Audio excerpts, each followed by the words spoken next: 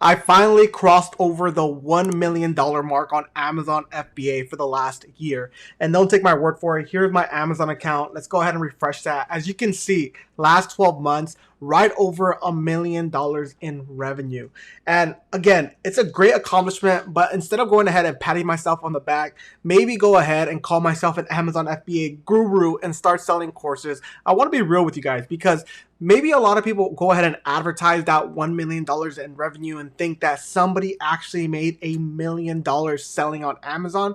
But we might know that revenue does not equal profit. So that's why in this video, I want to kind of break down every single expense that I currently have and find out what my true profit margin is, because that's what ultimately matters. Because if I was actually making $1 million profit every single year, I might not be in front of this camera right now talking about Amazon FBA. I would probably be in Italy, in Positano somewhere, going ahead and sipping on some limoncello. But who cares, right? I enjoy going ahead and being here, and that's why I make these videos, to better help you guys with your Amazon FBA business and basically tell you what I'm doing to see if it's a little bit different than what you're doing in your business. So if you guys appreciate that, I would really appreciate a like on this video and a subscription to this YouTube channel. And I worked really hard for this because I mostly use Helium 10 to keep track of every single one of my expenses, but Helium 10 can't keep track of everything. We all know that 2021 has been very drastic. Freight costs has gone up dramatically. We have a storage facility now. We have to pay Amazon and UPS to basically get it shipped into an Amazon fulfillment center. And that's a lot of things that Helium 10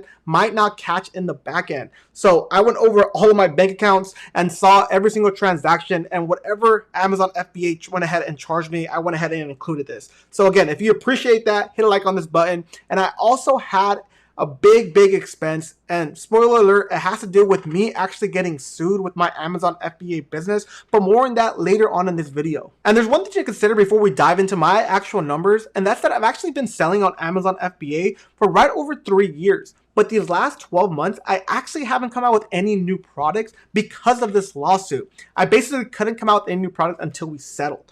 But I like to say that because whenever you're coming out with a new product on Amazon FBA, there's a lot of one-time upfront costs. And that might have to do with maybe product labeling, package design, label design, professional photos for your actual listing page, and different vendors that you might have to use in order to come out with a product the very first time.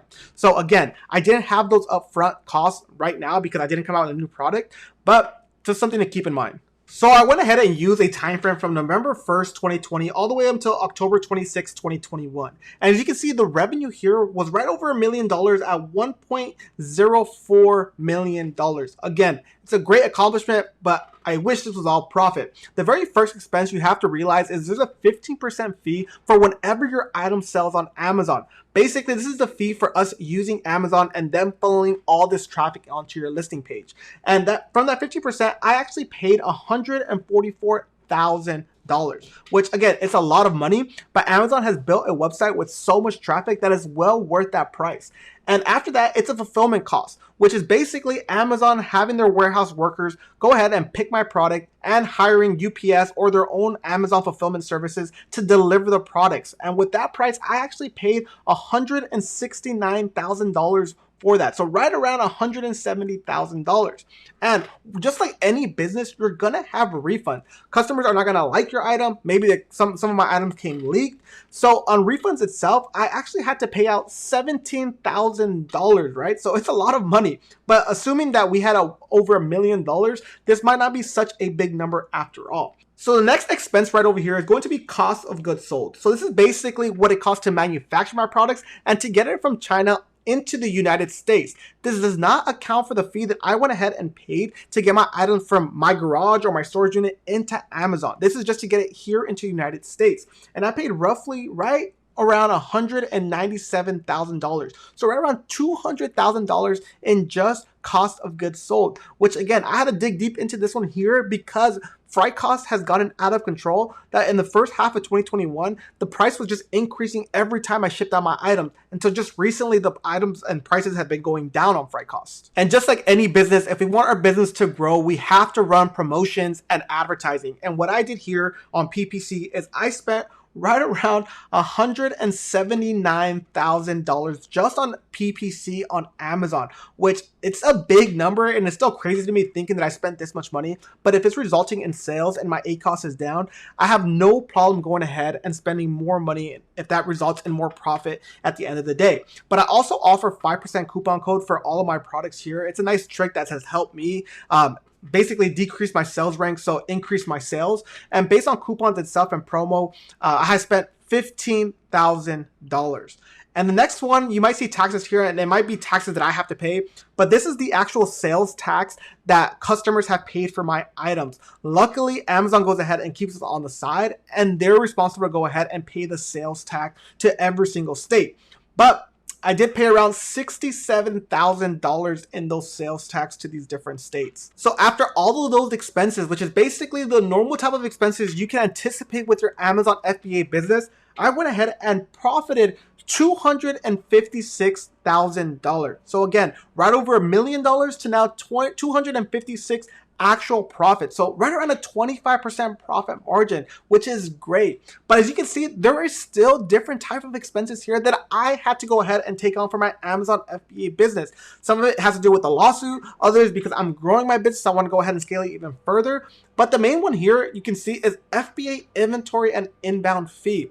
So before 2020, you can basically go ahead and ship your items straight from China into an Amazon fulfillment center. Because of COVID, all these storage restrictions, a lot of that has changed. So again, what used to be a 25% profit margin is basically no more until the foreseeable future. And we're gonna go straight back to the iPad to show the different type of expenses, but I don't wanna give away the actual profit margin as of yet. But the FBA inventory and inbound fee, I paid Amazon $24,600 on that, which is a lot of money. That was more of an inconvenience because of the storage restrictions. But after that, we have VA, which is a virtual assistant and software type of fees, basically like a Helium 10, the Amazon $40 a month, that adds up, and that was $20,000. And you might be asking, what do I need a virtual assistant for? Basically, I want to grow my brand outside of Amazon. So this virtual assistant that I hired from Upwork is basically in charge of growing an influencer program for my brand. So they're in charge of basically Instagram, TikTok, any type of social media outlets where I'm giving away products to influencers to better help my brand. It might be a lot of money, but hopefully it pays off in the long term. And then after that, you might have seen a lawyer, and I talked about this lawsuit that I've been going to. And if you guys want more information as far as why I got sued, I'll go ahead and link it up above. But basically, the lawyer fees that I paid in 2021 amounted to right around $25,000. Again, it is a lot of money in just fees and lawsuits. And I always suggest never to go into a lawsuit. It's always better handled outside because you're wasting so much money here, which can go into your business. But then I had miscellaneous charges, basically different types of nicks and fees, warehousing fees that Amazon might have charged me, maybe other fees like tape or labels that I had to go ahead and purchase, and that rounded up to $5,000. So at the end of the day, my true profit margin of what I actually took home from $1 million was $181,000. So right around an 18% profit margin that I'll go ahead and write down right over here, 18%. Again, usually you make that $256,000, but because I've been trying to grow my business and because of that FBA inventory fee, it goes from 25% profit margin to 18% profit margin, right? So again, it's still a lot of money, but obviously revenue does not equal profit, and I want to be as transparent as possible. And look, even from that $181,000, there might be some expenses that I missed. For example, I'm finally paying myself every single month, meaning I am a W-2 employee in my own business where I have to do payroll every single month. And I also use that $181,000 to reorder my current inventory now that I'm done with the lawsuit, come out with different products, expand on my actual brand. Right? So again, it's always reinvesting because at the end of the day, even if you're making a lot more profit or you have a fatter profit margin, that just means you're paying a lot more in taxes. So I rather reinvest into my business to know that I'll continue growing that business for as long as I can, right? So again, if you appreciate this level of transparency, maybe I missed some expenses that you currently have in your Amazon FBA business, I would love for you guys to comment below. But until next time, guys, peace.